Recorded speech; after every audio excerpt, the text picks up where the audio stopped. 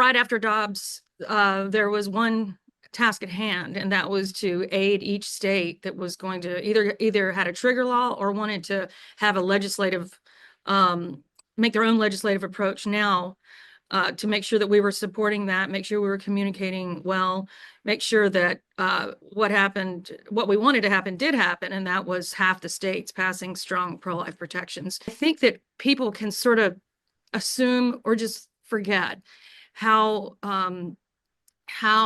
big a moment that is. And I compare it to Brown versus Board of Education, to the Civil Rights Act of 1964. It is shaking up and realigning public opinion based on where they really stand. So building consensus. So it would be false to think that it could happen overnight, and we're still right in the middle of it.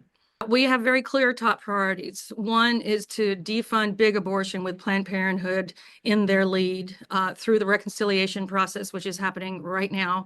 Also to restore some sanity to the way the abortion drug is sent throughout this country. It's got to get out of the mail. There needs to be in-person dispensing, and there has to be interaction with women that is focused on their health and not the politics of the abortion lobby. And then next would be winning midterms. We got to keep the majorities in the House and the Senate pro-life, so that when jurists come up in the Senate, and when we're looking to get anything done, that we still have a trifecta of pro-life administration, House and Senate.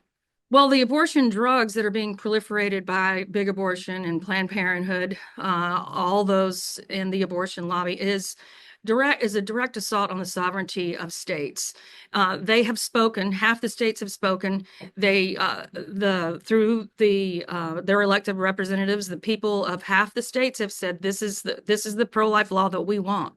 So, in order to undermine that and press their agenda, the abortion lobby is promoting abortion tourism across state lines.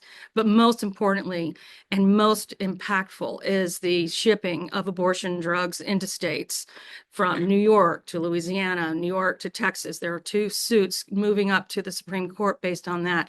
And because of the abortion pill, the number of abortions have gone up since Dobbs. The Charlotte Lozier Institute study noted that the annual abortion rate is now at 1.1 million, at least, because that's not counting the unreported, which is very hard to track, the abortion drug moving in.